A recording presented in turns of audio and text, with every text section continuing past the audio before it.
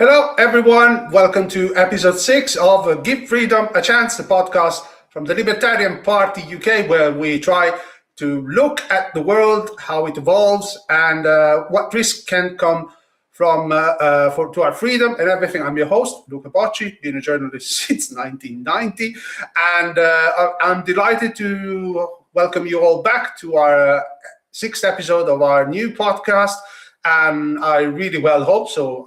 Allow me to wish you a very happy 2026. And I really hope that you had an amazing time with your family, with your loved ones, and that everything is turning out best for you in this new year. Obviously, as you've seen from the news, the picture is not particularly pretty. There are things happening, things positive, as in Venezuela, where a dictator that was certainly no friend of freedom has fallen, and the situation is evolving to the fight that is ongoing in Tehran and many other cities in Iran, where, notwithstanding the BBC and Sky News and everyone else forgetting that this thing is happening, people are fighting for their freedom. But the picture is not so clear because there are so many things that are moving, so many gears are grinding against our freedom. And so we thought it would be best to just talk about one of the very, very serious risks that all of us have, as in terms of, our savings, our money, the money we have in our pocket that can be tampered with by central banks and governments. And then sometimes the banks decide they don't want to do business with you because you said the wrong thing on the internet. So there is a solution, possibly, cryptocurrencies. Everybody's talking about it. Not many people really understand how it works. So we thought we got one person that is working very hard lately to be spreading the information about cryptocurrencies, and we will have a conversation on the instrument itself, on how it can be used to defend freedom, and the potential risks. Obviously, I can't do everything by myself. I have to just have my guests, my people coming here, and here they are.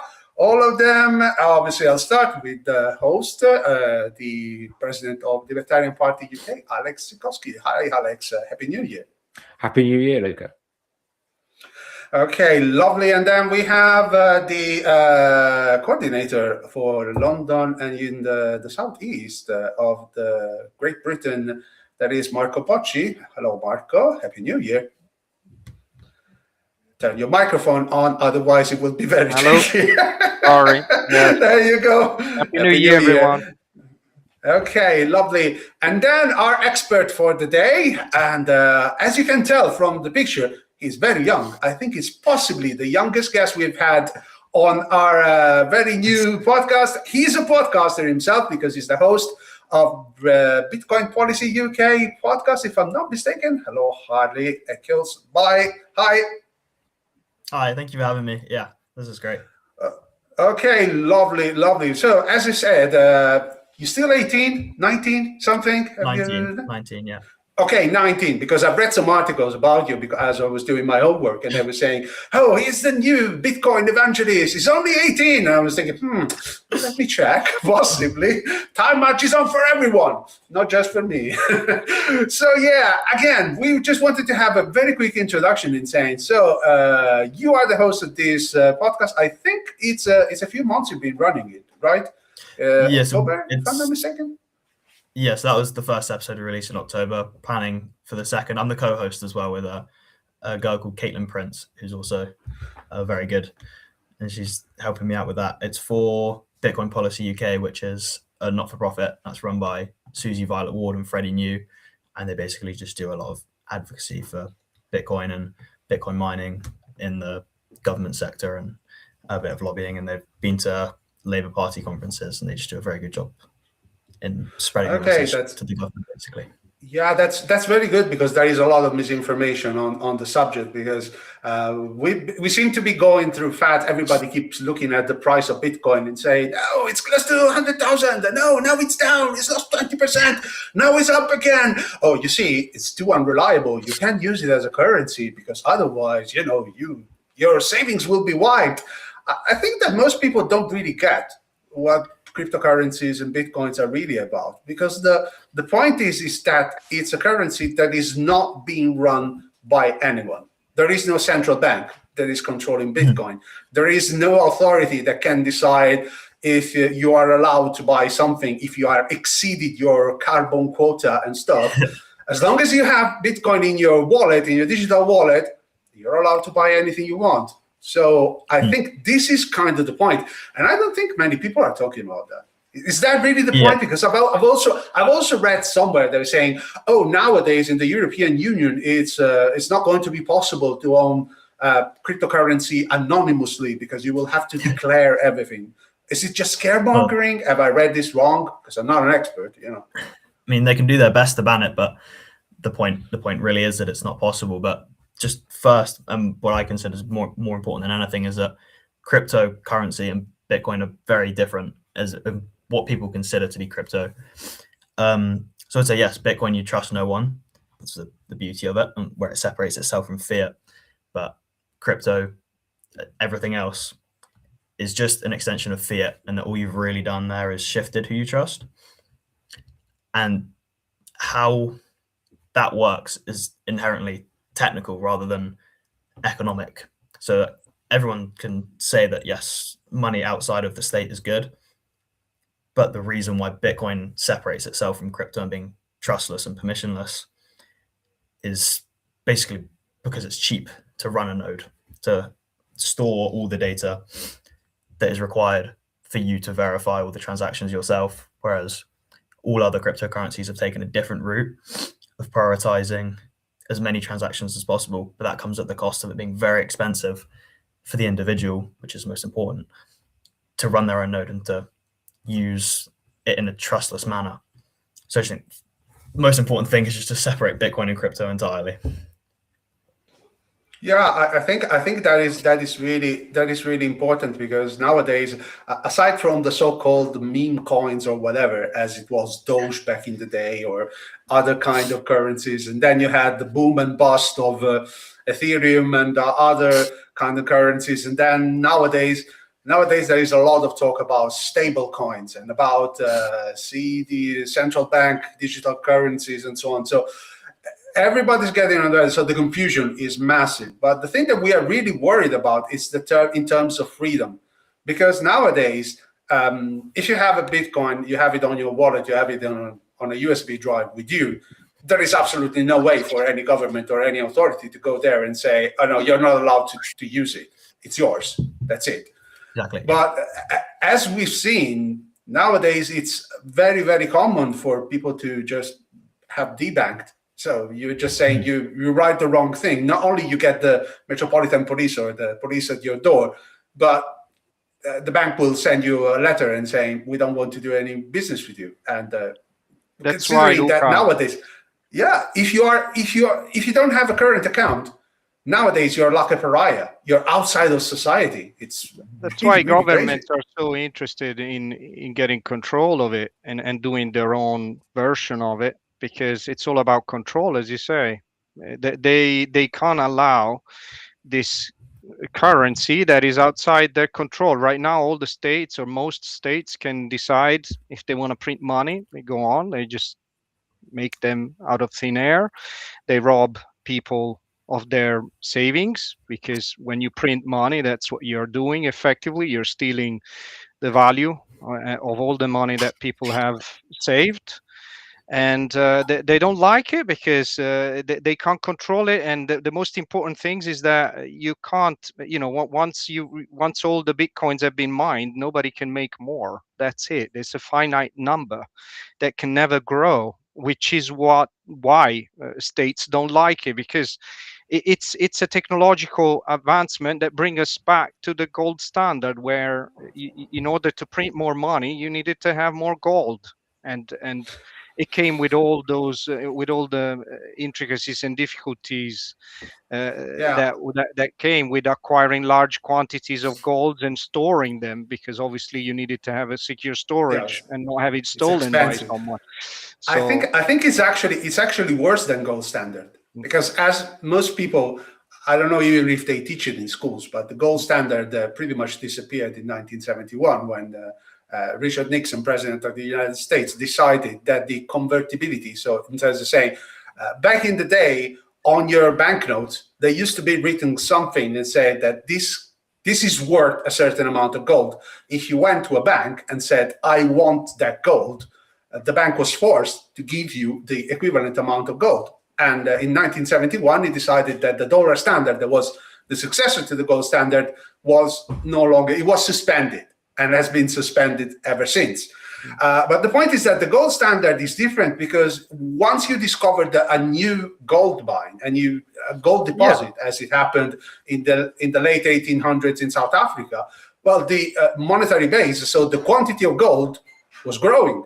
And then you had more currency circulating. With Bitcoin, that's not the case. Once you get to the maximum, that's it. That is all the money that there will be. Obviously, governments don't like it because gold standard kept them honest. Because if you wanted to spend, you had to have the economy grow. And then at one point with fiat currency, you decided, well, I can print more money. That's it. There you go. And obviously, this installs inflation, which is the unjustest. I don't know if that's a word. That's the most unjust tax of all, because in reality, it just steals money from your savings. Yeah. And with Bitcoin, that doesn't happen. So you have volatility on one side, government theft on the other.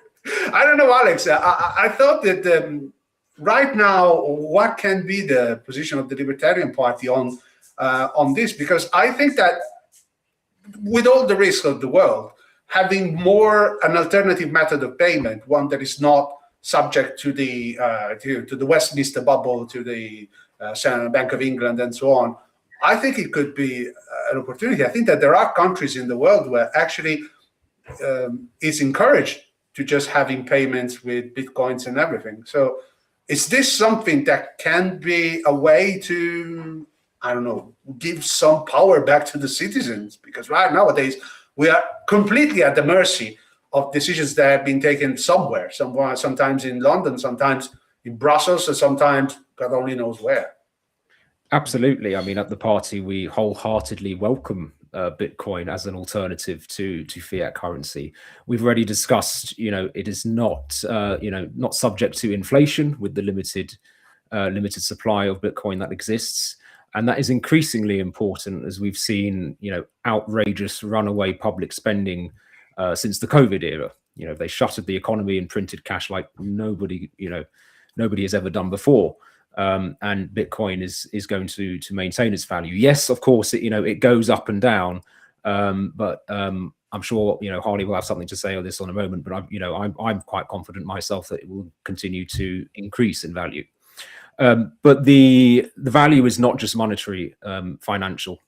The value of Bitcoin is the fact that it is a decentralized, independent method of conducting financial affairs.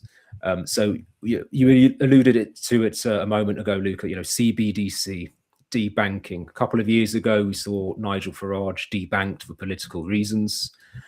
Increasingly now, when people want to withdraw cash from their own bank accounts, they're being told, you have to provide a letter telling us why you want to do this. No one should have to justify making a withdrawal from their bank account. Their money is theirs. And Bitcoin offers an alternative where your money truly is yours because there is no overarching authority regulating it. So it's a solution to inflation. It is decentralized, and it's something that we would very much welcome. And if we look at how things are going with digital ID, they are going to combine that, you can bet your house, with a CBDC, centralized bank digital currency, the state's answer to Bitcoin. And that will be tied immediately to your identity and, facial recognition surveillance. You mentioned carbon taxes. You go on holiday, oh, you've flown a bit too much this year. Let's take a little bit of extra tax straight from your account. We're seeing increasing authoritarianism, both in the sphere of speech and in the sphere of finances. That's what authoritarian regimes do. They want to control people's money as well as their words. So we very much welcome Bitcoin as an alternative to this.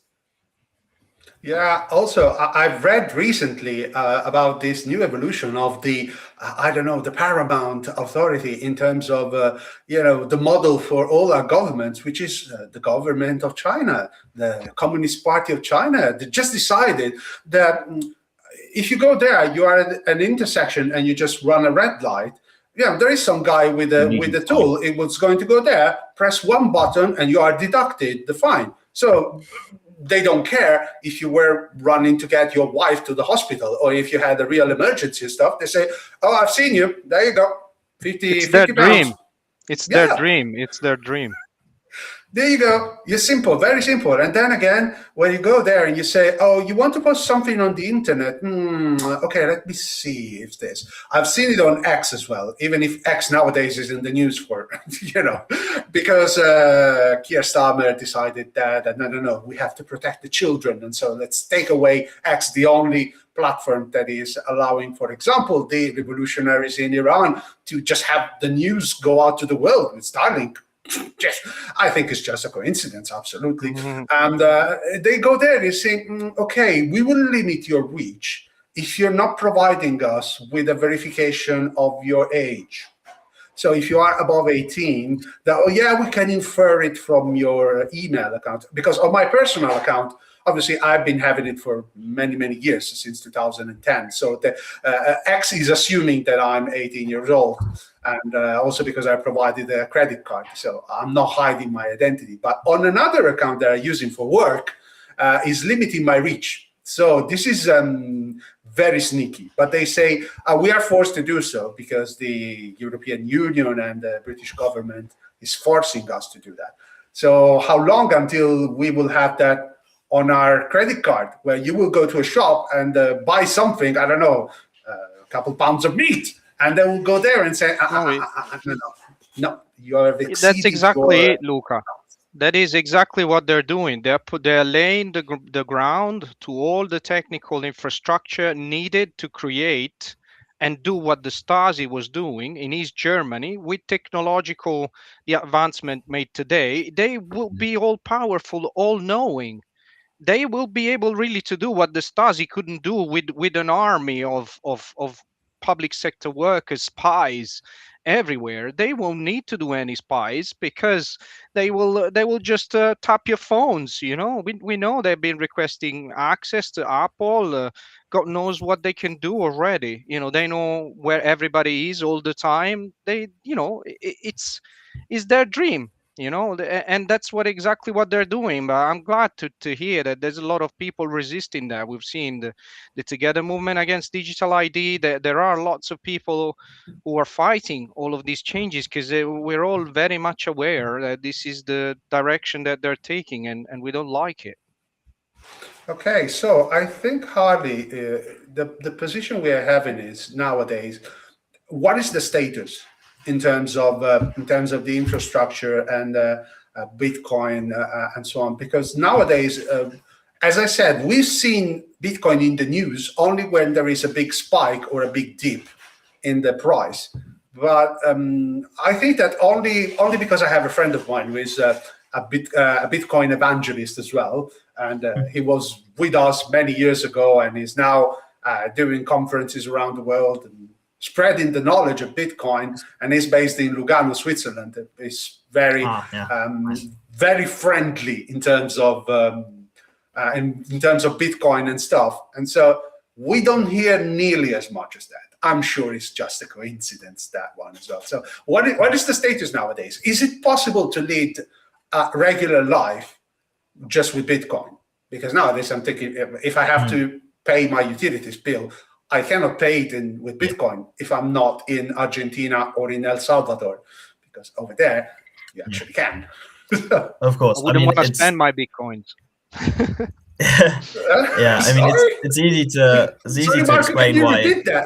Can you repeat that? I didn't get that. I wouldn't want to spend them at the moment. It is the moment to buy more, not spend them.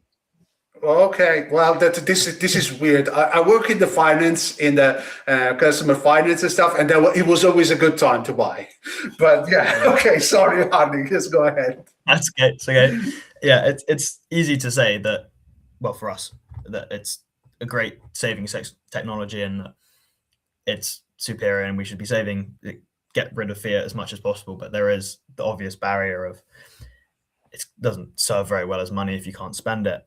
And that's just kind of a time thing, I guess. Like you said, it's definitely a lot easier to spend in other countries, like in El Salvador and in Argentina. But there are places in the UK. I mean, there's a great app called BTC Maps. You can download that, and it shows you everywhere that you can spend Bitcoin in the UK, which admittedly is not nearly enough places. But it's medium of exchange comes after store of value. I mean, it takes people understanding why Bitcoin is an important store of value for them as business owners to then say, right, I'm demanding that in payment rather than pounds, because I don't want to be conducting in a money that I know is there's guaranteed to lose value over time. So yeah, I mean, it's annoying that you can't spend Bitcoin as much as possible. It would be nice for private, it would be great for privacy, and it's very nice to just ditch fiat as quickly as possible, but that will just take time, I guess. And those big things like utilities are likely going to be last. They're the most centralized. Well, in the UK, they're nationalized and easy to centralize and control. So they're the last thing that's probably going to be able to accept for Bitcoin. But that's just, I guess, somewhere for private ownership and private competition to take that place. Yeah, I think it's right now. I think that there is one thing that cryptocurrencies are seen by many people. So if you are liberty-minded like we are, obviously you are very much enticed by the possibility of saying, I don't want anyone snooping where I'm spending my money. If I decide to buy a new smartphone, I don't want the government to know that I have a new smartphone and stuff. Or if I want to buy, I don't know, a piece of land, whatever, I don't really want to know everything about me. So if you're liberty-minded, the liberty aspect is really important. If some other people are more safety conscious and they're thinking, well, okay, you're in Tehran, the government decides you cannot withdraw any money. You have no way of getting money from your bank account. So you're just saying, oh, what do I do? Do I starve? So if you have a USB stick with some fraction of a Bitcoin, because if you have Bitcoins, you're very lucky, because obviously they're now worth a lot of money. I don't know if, the dream every one of us has is to find, I don't know, maybe in the back of the drawer, a USB stick where back in the days you were mining some Bitcoins, and maybe you think, oh no, it's nothing. I only have 10 Bitcoins there. And you're just thinking, whoa, okay, now I'm rich. But, that's only a dream. The other thing is that you use it as a means to store value. Like back in the days, I will always remember there's this story of Charles Aznavour, is a famous singer in France, and he is from Armenian descent. And he was in Turkey when the Turkish government obviously decided that they didn't really like Armenians very much, and they decided to persecute them, getting rid of more than 1 million people in the process, even if now they say they haven't done it, but it's in the history books. And he said that his father had sewn into the lining of his coat a few gold sovereigns, and he was able to bribe officials in the Istanbul harbor so that he was allowed to board the ship that was in transit to Marseille in France. And he said, my family is alive because I had those coins and I was able to bribe people. So I just left. So this idea is say, oh, I have some Bitcoins, I will keep them there in case the fecal matter hits the proverbial fan. So it's like a safety net. So right now, I'm quite puzzled because I don't know which is the most important factor, or does it change for different people? So I have only one word, Luca. No one can possibly forecast how things are going to go sideways. So my answer is diversify, get gold and Bitcoins. You just don't put all your eggs in one basket. I mean, I am no financial expert, but it's just good advice. Everyone who is keen on not losing their money when investing is a good idea to spread the risk. It's the same thing with this gold, Bitcoins. I think it's good investments over the long term. Then we can start a debate on what is the best way to invest in gold, which is an interesting one, because you can't really bribe your way out with shares of a gold index or gold titles, so it's a bit of a tricky one. But it's a bit of a tricky one. But let's remember what Franklin Delano Roosevelt did in 1934, if I remember correctly, where he sent the police with guns in the houses of each American because owning physical gold was outlawed. And he just proceeded to collect all the gold coins, which is the reason why, in my humble opinion, I didn't go to there, because it's impossible to buy gold without it being tracked. So if you go there and you buy a Krugerrand or a gold sovereign or whatever kind of currency, of money, of coin you have, it will be recorded. So I said it earlier. That you have one thing is that then you have to keep it. Where do you keep it? I mean, unless you want to install a safe in your house, you have to keep it somewhere safe. Otherwise, people can steal it. And the easy and convenient thing that they do right now, for example, in the UK, if you want to buy some gold, is you buy from the Royal Mint, and they offer you a service where they keep it for you. So it's very, if they want to seize it, it's just there. They just go, there you go, not yours anymore. Sorry. On. There is another extra layer to that. They store the gold, but they use it as collateral in their operations. Because obviously, the moment you store gold, for example, I think a while ago, people were saying, we want an audit of the Fort Knox reserves, of the gold reserves in the United States. And President Trump was all hell-bent and saying, yes, we'll go there. We will go there. And then at one point, they just decided, maybe it's better if we don't. And some conspiracy-minded people were just saying, well, look, if you're going there, you're going to find a lot of IOU notes. Oh, yeah, this gold bar is over there. We lent it over here. It's good. It's gone. It's not there. So this is kind of the problem. And I think so, Harley, so this kind of thing, storing value, is really important. But at the same time, I don't know, is it the key thing? Is this the killer application?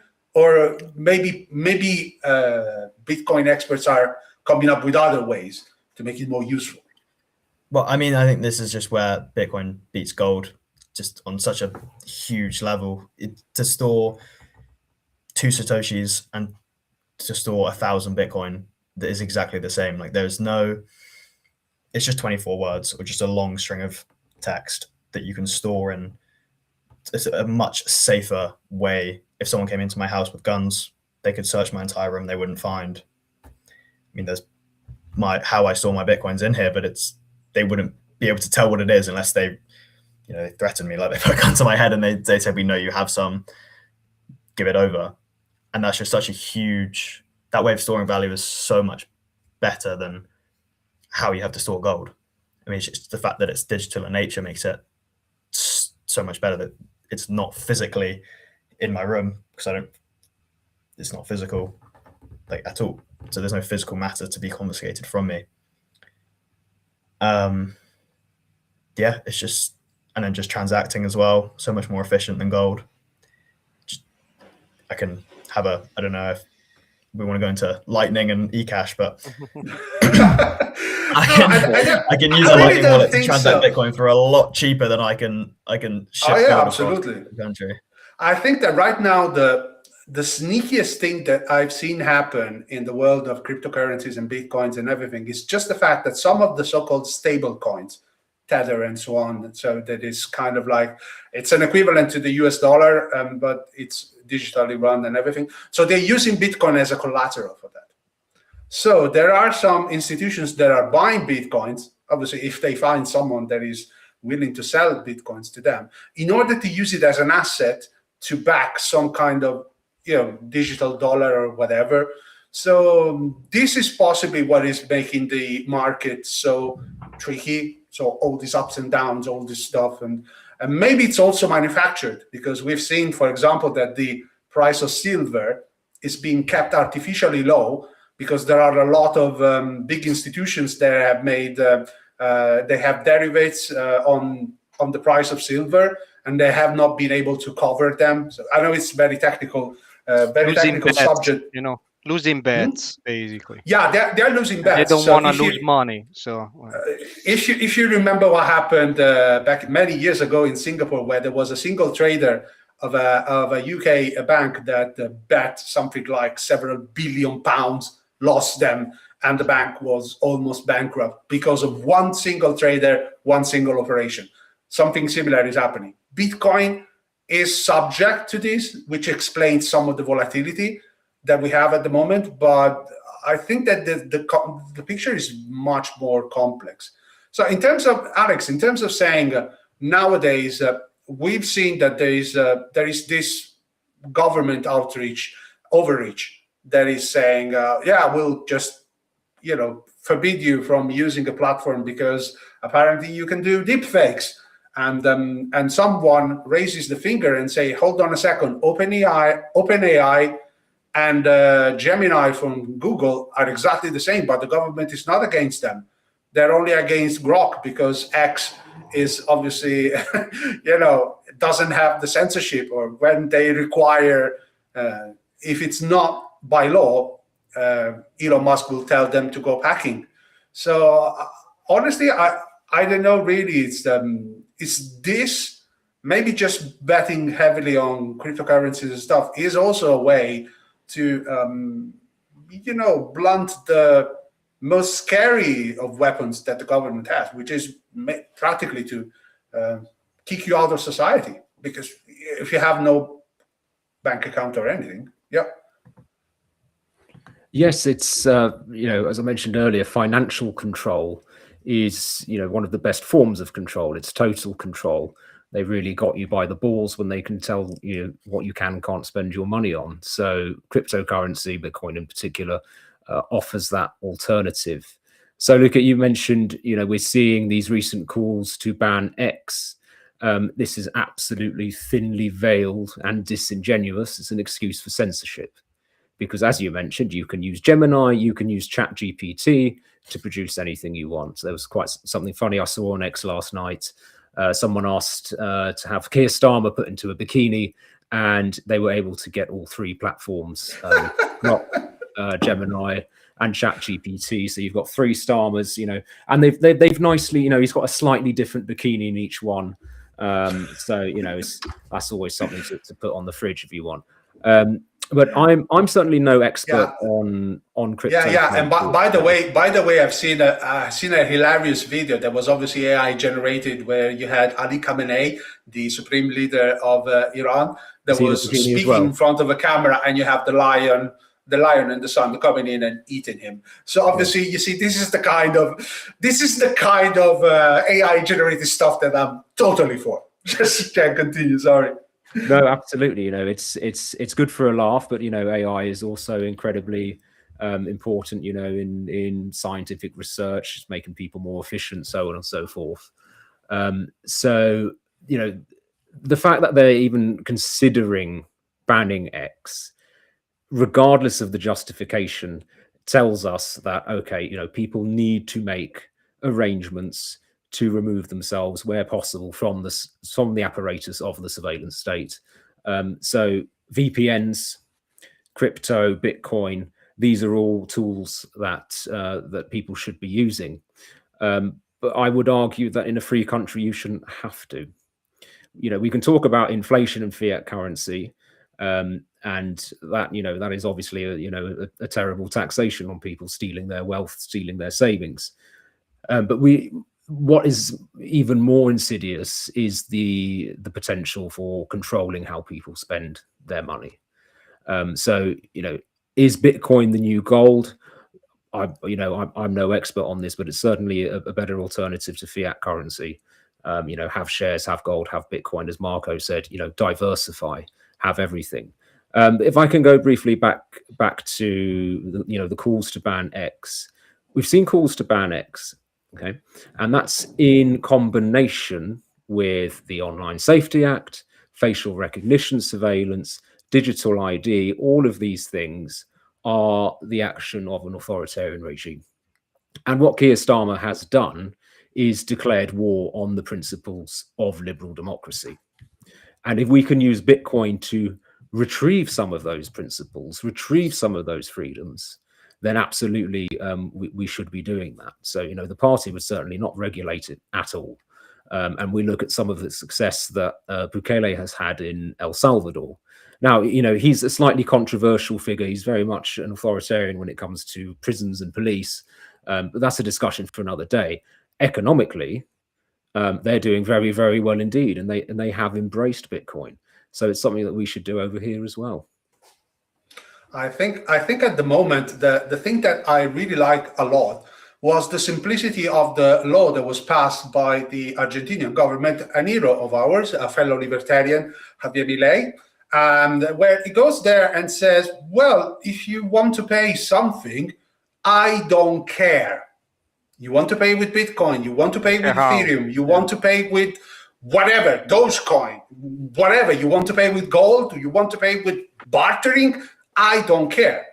So this is kind of the thing. This is the kind of payment neutrality that we would really like, because it's a very simple rule. You say, whatever accepted method of payment, not regulated, not dictated by an authority and stuff, you're free to pay however you want. If I go to the car dealership and I say, I want a new Mercedes, and they go there and they say, it costs £120,000. Okay, fine. I have a painting over here. It's valued 140. Give me 20,000 back. Yeah, am I allowed to do so? No. Yeah, I am not allowed to do so, but I should be allowed to do so if the car dealer agrees. So it's kind of like a voluntarism and stuff. If the two parties agree, why not? I don't know. I don't see any reason why it should be so. So Harley, I was just thinking in terms of that and saying, we are at a crossroads, because we've seen, Alex was talking obviously about the fact that the UK government wants to ban X. In reality, also the Belgian government and the European Union is trying for ages to ban X, because I don't know if people remember, but Keir Starmer is probably the second or third most community noted government official on the planet, because every time he goes out and says, you know, we have done great for this, and you have a community note that says, no, actually, you haven't. You're full of you know what. So yeah, he hates that. But I don't know. Right now we're at the crossroads. So in terms of making sure that people have a correct idea of what Bitcoin is and the advantages it can bring and stuff, you're doing a great work with your podcast and stuff and with your activity. So do you think it's just advocacy that can change the thing? Because obviously governments are not going to help people to get an idea of why Bitcoin is so much better, because it goes against their interest. And it goes against the interest of the banks. It goes against the interest of the city of London. It goes against the interest of anyone who has made a lot of money by exploiting the system. So what is that? Guerrilla campaign? I don't know. You have an idea? It just comes down to understanding, really. If it's so hard to get an understanding in the UK, I mean, you go through the public education system. I mean, you can go to a private school, but it's your syllabus is government determined. The whole economics literature that they'll teach you is inflation is necessary. You have to, we need inflation and we need the government in control of the money. The alternatives aren't even offered, so there's not even a chance. It's like a lot of people in the Bitcoin space do say education. Well, no, I think they're right.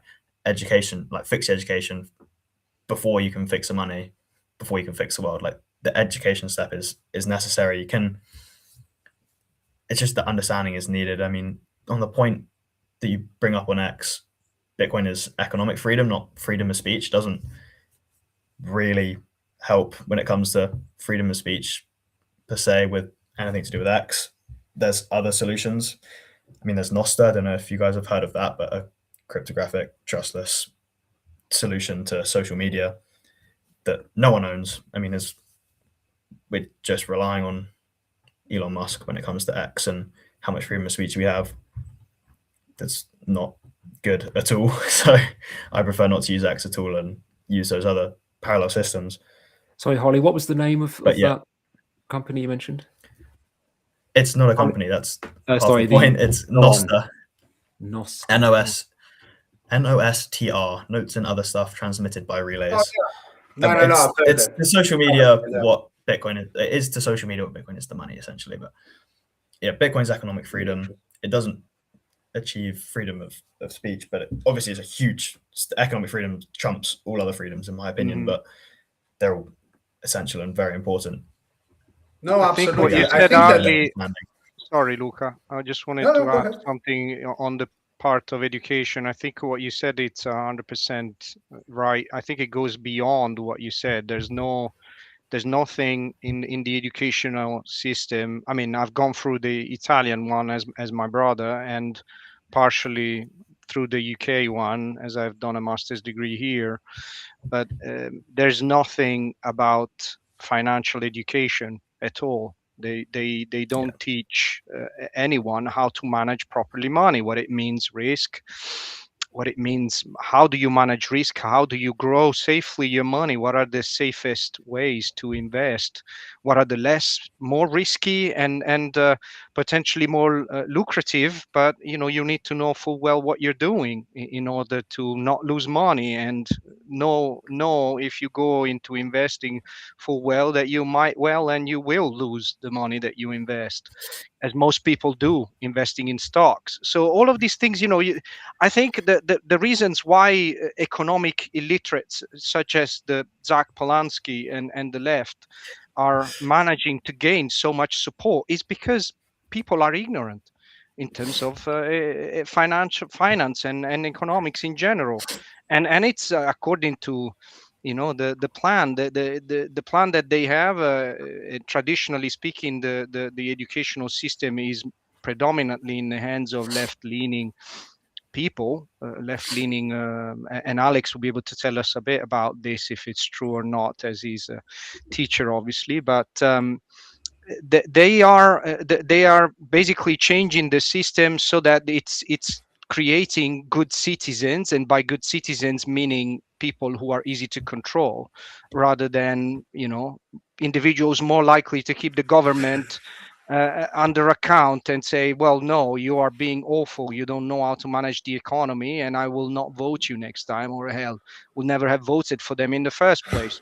So if we go back to, again, one of those things, Luca, that you said, that I said the government is not doing because he's going to go against them, unless it's a liberty-oriented government, which we've mentioned Argentina, and they are doing things that protect the individuals against the state. So that's the direction that we should be taking. I think that's the way to I know, go. but in terms of education, it's nothing new, because the whole public schools thing, which is now being promoted as a thing of nature. So there can be no other method. Public school is the way to go. Well, before Bismarck in Germany, there was no such thing. It was the church that was doing the schooling.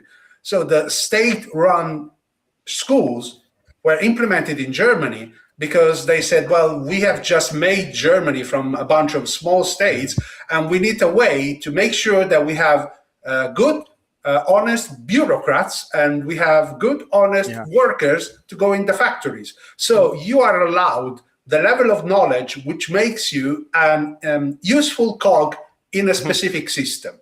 Nothing if you else. gain too much knowledge, like it was in the UK you had the grammar school system where a greengrocer's daughter can become the prime minister. They realize that and they say, oh, crap, that cannot happen. Let's make comprehensive schools where everybody level is down. So you don't have an outlier. So I think the whole idea of it's just the problem. It's not that people don't know, because ignorance means literally not knowing. It's just that they know so much stuff that is so wrong. Which is nowadays, I think that the problem we have is college-educated, university-educated people, especially on the left. They open their mouth and they regurgitate stuff that they heard from the professors and stuff, from the talking points of left-leaning parties. And when they are confronted with reality, they just stamp their feet on the ground and say, this is not right, this is not right. Yeah, well, turn off turn up your head. They haven't been You taught have been to taught. reason. They've been just taught to repeat. I mean, but I think Alex's view on this will probably be particularly useful as he is within Yeah, the absolutely. system. So. Well, I need to be careful. With, certainly not going to criticize. No names are No, necessary. we're just talking in terms of general. In general, general, yeah.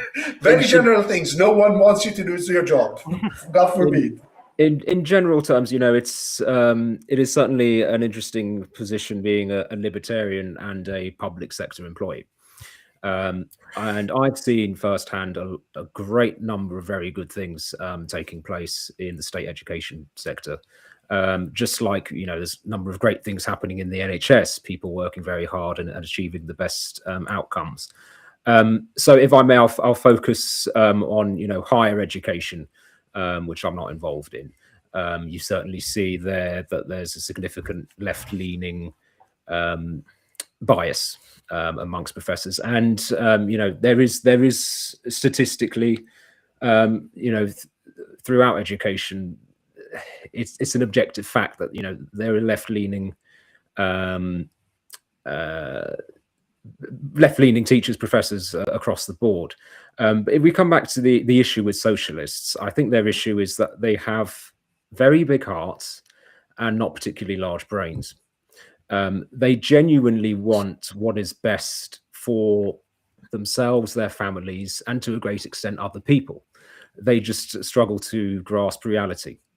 So when you're looking at, you know, endless spending on public services, they believe there is this magic pot of money. There's a handful of billionaires. You tax them a bit more and all the world's problems will be solved. Because every problem in the world is because somebody else has money, is the way these people think, the way Zach Polanski thinks, who, I don't know if you gentlemen have seen the clip from, it was a month or so ago now, where he underestimated the national debt by a factor of, I think, about 1,000. So he really is. You just print it, Alex, it's fine. Yeah. Not surprised. Print it will come out of nowhere. Come on, even if you just put the numbers there and you say, even if you got 100% of what the top 5% make, you will still not solve the problem because people are completely out of their mind. Once you find them and say, yeah. Sorry to interrupt. The whole thing on inequality is really annoying. I have this conversation. My sister is a couple of years younger than me, and I had this conversation with her the other day. And she's like a fan of Polanski and sends me his videos, and I watch them because if I'm going to have an honest debate with her, I have to watch what she thinks is the case. And it's the fact that they think the level of inequality we see today is just natural, and this is how the free market, if people are left with their freedom, this is how the structure of wealth emerges. And it's like just the whole thing of the rich get richer and the poor get poorer. But no one's heard of Richard Cantillon. I hadn't heard of him until I was 18 years old. Like, they don't teach that in school. They don't tell you that what the government is doing, at least in my opinion, is what is driving inequality to the levels that it's at today. And it's not that inequality is bad in principle. I don't believe that in the slightest. But when, as inflation does, you take from the poor to give to the rich, that's disgusting. Like, that's really wrong. But people don't connect that with it being the government, and it's their doing by printing money. And that's not mentioned at all. It's just inflation is necessary. Don't question it.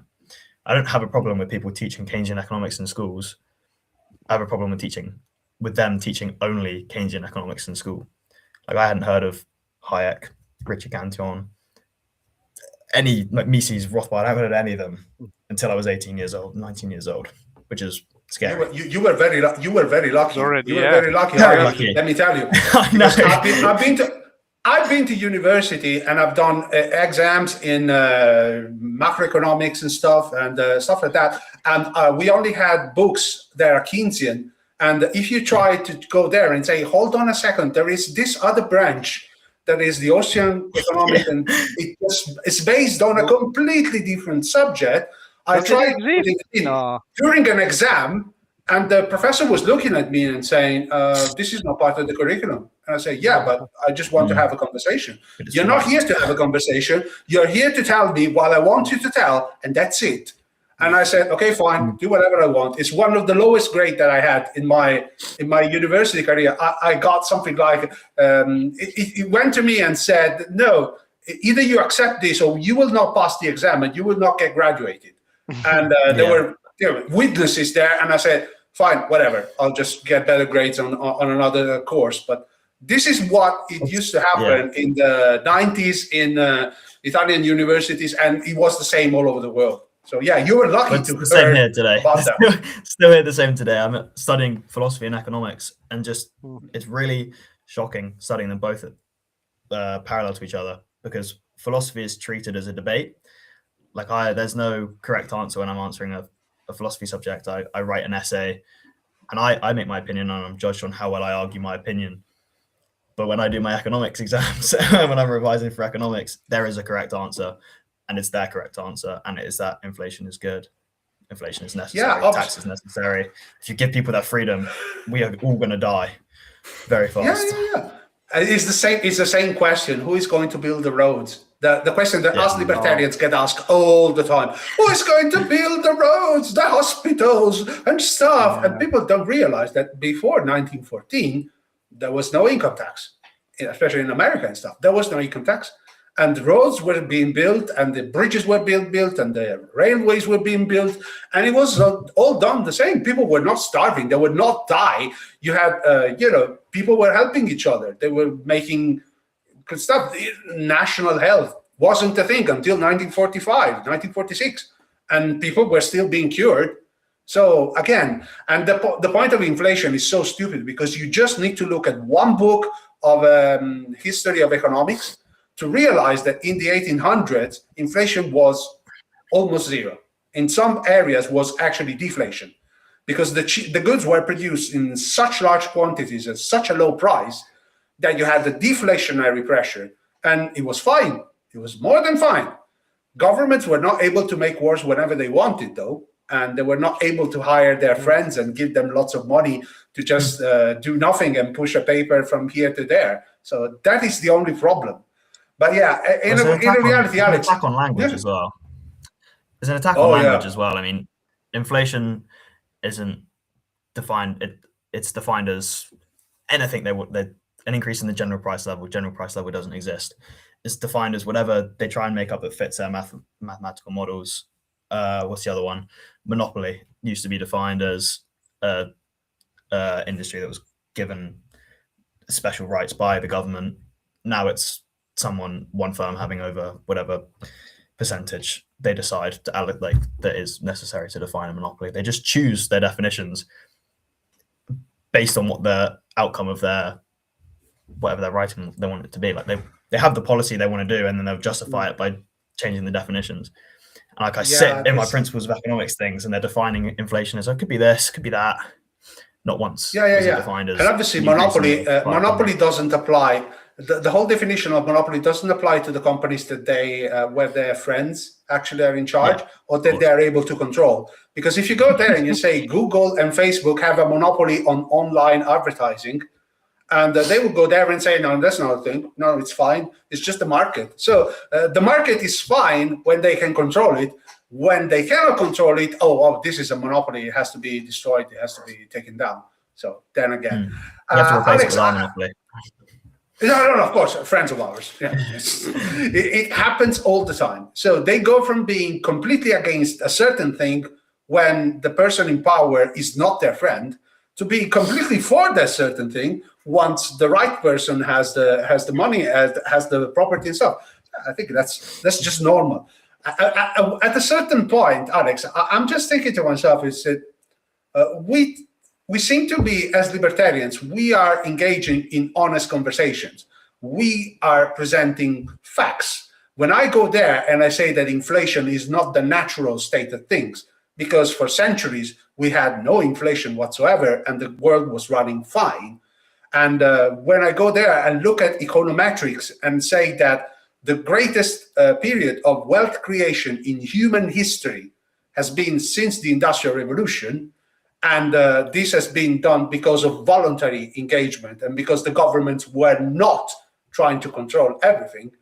I am presenting facts, historical facts.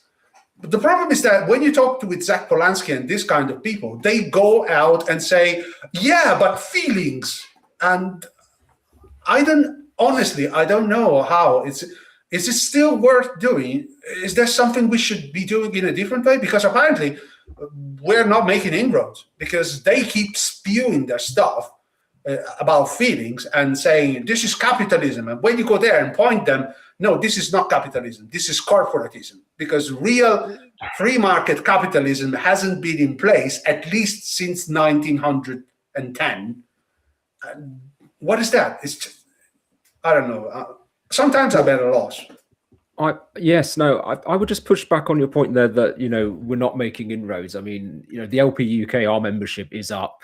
Are we a large party yet? No, we're not going to win the next general election. But we are seeing, the fruits of people waking up and realizing, most young people are inoculated against socialism the first time they receive their first paycheck, right? When they see how much the state has taken out, then suddenly these people who, in their teens, were waving red flags and screaming for Polanski, will find a significant chunk of them become a little bit quieter as they age, and that has been the trend for a long time.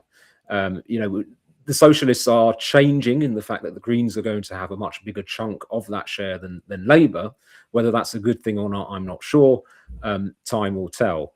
On the facts versus feelings, perhaps we do need to do a little bit of both, because like you've said, there are people who struggle with facts. Okay, often though the left, those who want state involvement in the economy, the one that just I can't abide is modern day communists.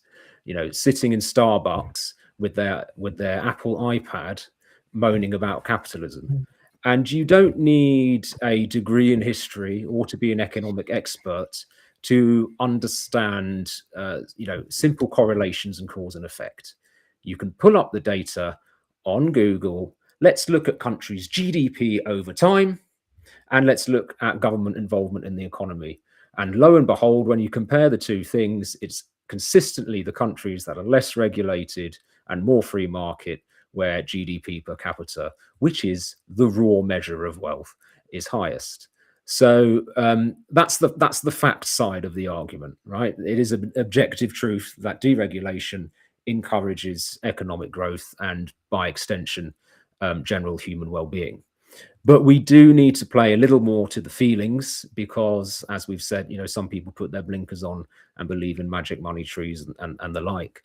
And one way that the Libertarian Party has been doing this is the old adage, taxation is theft. That is where the feelings come in. I mean, taxation is theft is a fact, but that's where we can appeal to people's emotional side, where yes, okay, let's say that socialism can sort of work in practice, right? For sake of argument, let's do some philosophy here. Let's posit the claim and accept it that socialism works. It still doesn't justify it, because it only works through coercion. It only works through taking people's property and forcibly giving it to others. That's where we can speak a little bit more on the feelings. Once a socialist makes something of themselves and they become the target of people that they become the target that they were previously aiming at themselves, suddenly they realize, actually, this is not an ideology of happiness and joy. It's an ideology of envy and of coercion. So, if they want to ignore the facts, we wish them all the best. Try and make some money being a socialist, and then see how you feel when it's all taken from you. Yeah, I think Alex, at this point. Sorry, Luca. Can I add something here? On the feelings of the wonderful, on the feelings of the why the lefties kind of ideology is appealing to lots of people. I think the most powerful thing that resonates with people is that it tells a lot of people who feel like who are not happy about their life situation, mostly due to their life choices, but they don't feel it that way. They are being given sort of a way to unload their negative feelings and project them onto someone else. They tell people, it's not your fault that you are in these low-paying jobs. It's the rich who are taking money from you. You're being exploited. It's not your fault. And a lot of people that don't know any better do identify with that, because they are in a rough spot, and they're being told, hey, don't worry, it's not your fault, it's somebody else's fault why you're in that situation. And I think on our side we need to find another way to appeal to these type of, to these people, and saying that you're right, it's not their fault. It's not their fault, it's the fault of the state that is strangling everything. And now we're seeing it with labor. What are they doing right now? All the businesses, business rates going up by more than 100% in certain cases. Business is shutting down, people being fired. This is all entirely the government's caused effects. So I think our strongest argument to appeal to a lot of people who feel like they are at the wrong end of the stick, it's to say it's not your fault, it's the state's fault. They are stealing money. They are not feeling the pain. They are all nice and cushy in their secure state, and have a high and ever increasingly paid jobs that they don't feel any pain. You are, tell them that they are the ones who we're bearing the load of all the bureaucracy and all the spending. So I think that's might be a way forward for us. Yeah, I think the biggest lie that we as libertarians have to debunk is the whole point of sorry, Alex, government officials paying taxes. They are not paying taxes. They are consuming taxes. So this is the point. They say, well, I pay all my taxes. I have no way to avoid paying taxes. You say, well, no, you are paid by taxes. It's just the thing. The government gives you 100, then takes away 35, and you say, I paid 35. No, you have.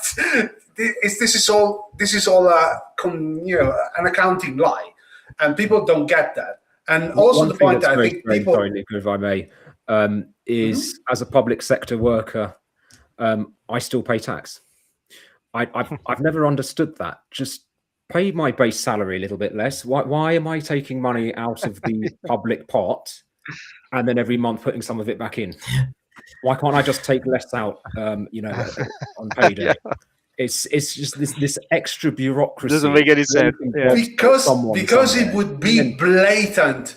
Because it would be blatant for everyone to see. How am I paying 40% of what I earn, and this government worker who is getting £200,000 to do nothing in a quango pays absolutely no tax? This is unfair, and this is actually the fact. But this is just a lie to make sure that people don't realize what is going on. And I think this is why Bitcoin is so scary, because nowadays they have one way. I print more money, I just dilute everything, so I made massive debts, and then I just, they will be less worth it. And obviously people don't realize that by doing so, everything that they have apart that is not a physical asset, your house will still be worth something, because it's a house, it's a store of value in terms of the hours of workers have put into building it, the fact that the land is yours, and so on and so forth. But the rest will evaporate together with the debt. So with Bitcoin, this will not be possible, because once the money supply is fixed, there will be no way to inflate out of debt. You will have to pay debt, which is exactly what they don't want to do. Because as I think Adams said in the US, there are two ways to enslave a people. One is with chains and the other one is with debt. And this is exactly what is happening now. So Harley, I was just... Can I just add two? Go ahead. Oh, Crap. Oh, we Hold lost on. him. Oh, No. He's back. We had an emergency. Yeah, go ahead. Not sure what happened there. Sorry about that. Can I just add two things there? Just first of all, housing should not be a store of value. That is like one of the worst things that I think has happened as a result of inflation. And secondly, is for all the faults of tax and for how bad it is. At least it's transparent. Like, at least you know how much you're being taxed when it's like a 20% income tax. Inflation is the most backdoor socialism implementation just ever. It's no one knows. Like the majority of people you would ask, like 99%.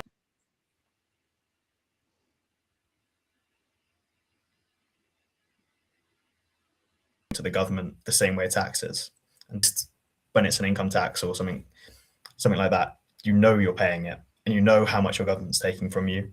But when it's inflation, you have no idea. Well, I imagine us four have an idea, but most people just have no idea.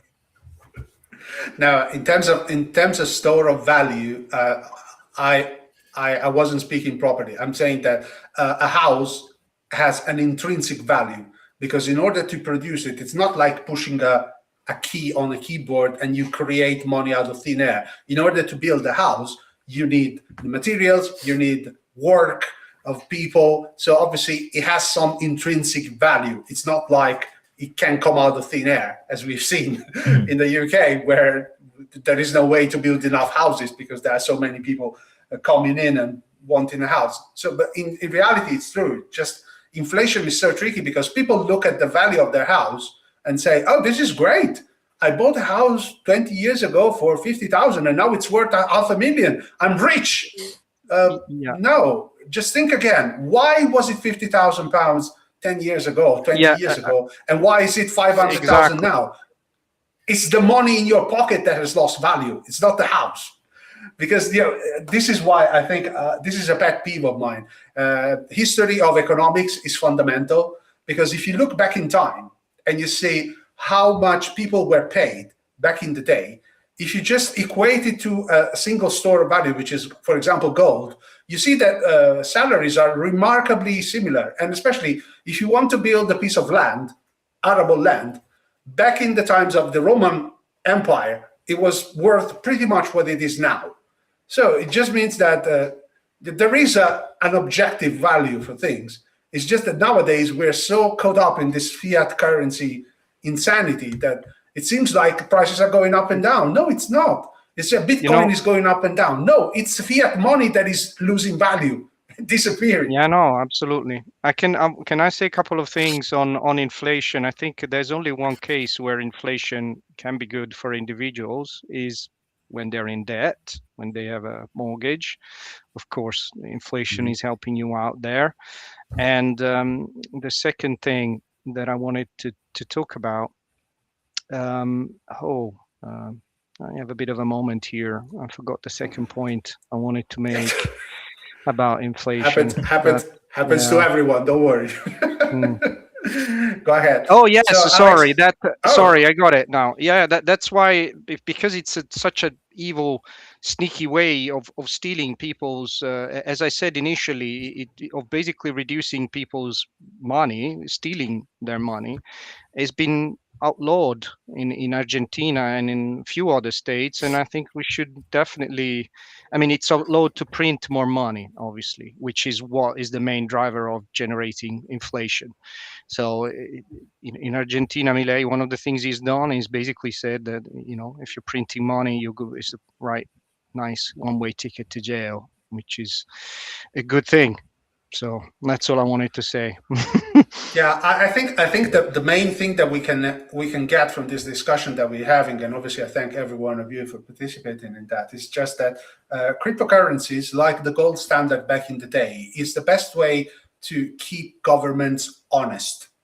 Because if you ran out of sneaky ways to tax people without them realizing, if you don't have any more ways to create money out of thin air and then use it as collateral to create more debt, because this is exactly what is happening. The Bank of England pushes one button on the keyboard, it creates a bunch of debt, which is then goes into the balance sheets of the banks, which can use it to just give loans to their friends and then it just keeps inflating, and obviously the money you have in your bank account, which you've lent to the bank, most people don't realize, the bank doesn't store your money. It just uses your money to just create more debt and stuff. So this money is worth less and less, and most people don't realize that. If you have it in a Bitcoin and you take it out of the system, the whole system is less able to screw you out of your money, which could be a way. I don't know. Have I got something wrong? Am I missing a page, Harley? Well, I was just on the Bitcoin side. No, I mean, that is the dynamics of Bitcoin. It's by 2140, all 21 million coins will be minted, and there's nothing no one can do about it. But on the dynamics of inflation, it does work a little bit different, I think, when it comes to housing, in that when you print money, everything doesn't go up in the same proportion. And when it comes to housing, it's acts a lot different to how everything else goes up in proportion, and that it's more because as your pound stores value less, other things become store of values. And one of those things is housing, which leads to a disproportionate increase in house prices compared to, say, increase in price of steak, which isn't going to be used as a store of value, which could sound good. It's nice if you have a house. It's really not good for young people or people that don't have a house. Yeah. Because it's just extra locking them out. Just like the dynamic, everything doesn't go up to the same degree. There is no, absolutely. Whatever, but no, the point is that actually it's working as designed, as they say in programming and stuff. They say it's not a bug, it's a feature. If it's impossible for young people to buy houses, it will be impossible for people from Newcastle to go to London and get a better paying job. So only people that are already living in London or that their parents that maybe have a house there will be able to access some of the jobs. And so this actually goes back to making sure that people have no social mobility. If you're born the son of a factory worker, as I was, and a factory employee in terms of trade, your future will be to work in that factory, as it was back in the day. Social mobility is obviously, this is the way. If it's impossible for people to create their family, there will be less children and stuff, and there will be less houses and less everything. And most people don't realize that this is actually working as designed.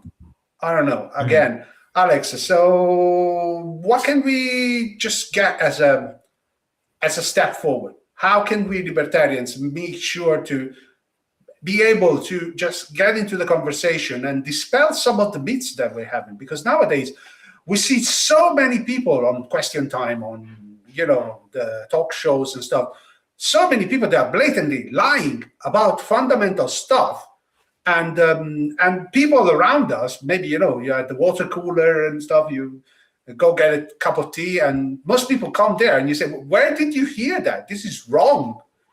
What is the solution we have? Well, the first step is to push back on the plans for censorship so that we can maintain these channels of communication, which is why the proposed ban on X is really quite concerning. Not only are they banning X because it is broadly critical of the government, but it's also a platform for sharing ideas. If you look at where ideas are shared, whether that's in the digital sphere online or even in person, Labour seem to be going for those specific things. So they're taxing pubs, lowering the drink drive limit. You see Labour MPs, fortunately, most of them have been banned from their local now, which is great to see. So, supporting, in the real sphere, as it were, public forums, pubs, making sure that culturally we maintain, respect for freedom of speech, and then also maintaining social media liberty online so that we can continue to educate people. So, there are a number of people who do not understand, basic economic principles like, supply and demand. We spoke about housing for a little while. There is a massive restriction in the supply of housing because of the horrific overregulation. It's impossible to build anything in this country because you find one, there was the tunnel for HS2. This is my favorite example because we teach HS2 as a case study. £30,000 per bat bat mitigation tunnel that they're putting the line in. I know I'm talking about housing, HS2 is another thing, but the restrictions on building are so severe that we're restricting the supply. And now a lot of people don't understand supply and demand, and they blaming house prices on the wealthy. Oh, they've bought all the houses, they got second homes. Well, you know, second homes, the impact of that is minor, when the real problem is you're not building any homes for anyone. So in terms of, you know, what we can do as libertarians, I'm going to chuck in an advert now, if I may. So we're going to continue speaking on social media. We are gathering on Saturday, 7th of February in Manchester, meeting outside the Central Library at PM. We're going to hold a protest there regarding the planned suspension of the local elections across the country, digital ID, and we're going to add on to that, of course, opposition to banning X, which was proposed yesterday. So 7th of February, we're in Manchester. And then on the 25th of April, together with the Together group, we are attending a protest against digital ID in London. Precise date and time for that one to be confirmed. So, you know, if people have been watching this and enjoying it, help us to spread the message of libertarian by joining us in Manchester, joining us in London, and crucially, while we still can, or at least still can without using a VPN, which no one in a free country should have to do anyway, following our social media. Luca, I can see you've just put it along the bottom of the screen there. So follow us on X at Libertarians UK, join our YouTube channel. We are also on TikTok, Instagram, and Blue Sky. So we're everywhere for now. So before they take us down, get involved. And, you know, that's how you spread liberty, is by practicing what you preach, getting out there, spreading the message. So we hope to see more people joining us. Yeah, I think the really important thing is that nowadays, every one of us is actually more attuned to the idea of just meeting people online and doing stuff. But in reality, what the government is really afraid of is people meeting in person. Because if you meet in person at the pub down the road and in your local high street and stuff, and you just standing there with a placard and saying, this is wrong, it shouldn't happen, people are going to be a lot more curious about that. They're going to get in touch with you and you say, well, I'm not alone. Yeah, it's not just someone on your smartphone and stuff. Just in reality, meet people, talk about local issues, because everyone has got local issues. Maybe, I don't know, the community center down the road is closing. There is no other way. There is people littering all over the place and no one is taking care of it. Local issues are very important. All of us like to talk about great things as Bitcoin and the future of liberty and stuff, but most people are actually much more in tune to the fact that the swimming pool is not open when it should be, or maybe, I don't know, something else. I think this is the kind of way that all of us can have. And obviously, follow people like Harley and the Bitcoin Policy UK podcast, where actually you can get some information. So Harley, how long, when does the podcast air? How can the people get in touch? Ideally, it's like a quarterly thing, so not frequent uploads. It's a lot of getting people in to an actual studio, which is quite laborious. You can follow Bitcoin Policy UK on pretty much anything, I imagine. I'm not sure about Blue Sky, but they'll definitely be on X and Instagram. And I personally don't use any of those. I'm only on Nostr. I know Bitcoin Policy UK will also be on Nostr. I know most people won't know what that is, but I think it would be, for anyone liberty-minded, I think it's worthwhile researching it, because it is a very good alternative to centralized social media. No, actually, thank you very much, because I've only read a couple of articles here and there. So obviously this whole point of saying, because nowadays it's just having an alternative is important, because the moment that X is gone, how can you get in touch with your people? So maybe, yes, having an alternative is actually very useful. Alex, you wanted to say something, I think. No, I was just giving a thumbs up to Nostr there. That's the first thing I'm going to do after the podcast. Yeah, obviously. And Marco, anything happening locally in London and stuff? I seem to remember you've been trying to just get some things moving, because nowadays I think that the situation in the capital is, let's say, quite serious. I left London in 2019. Last time I was there, I could hardly recognize the place. Things are going in the wrong direction, I'm assuming. So, anything coming up?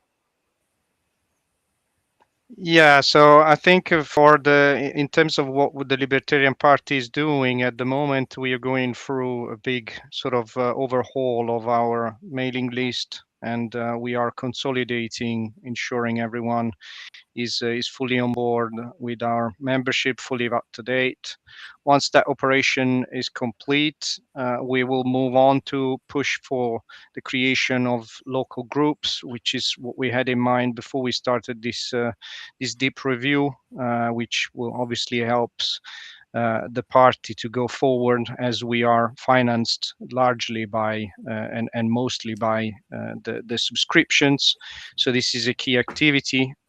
We're obviously keeping everyone included in the mailing list updated with the monthly newsletters.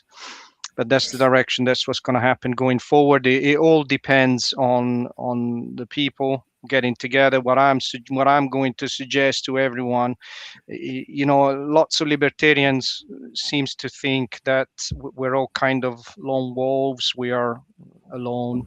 We're not.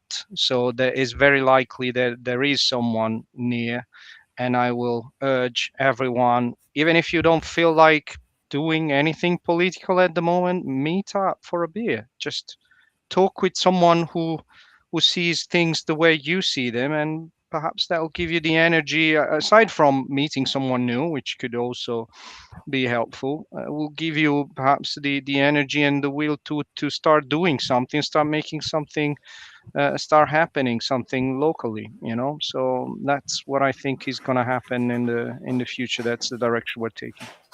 Yeah, absolutely. And please remember, the government, especially the Labour government, wants you alone, scared, locked in your house, not meeting anyone, afraid to speak because they can cancel you on something.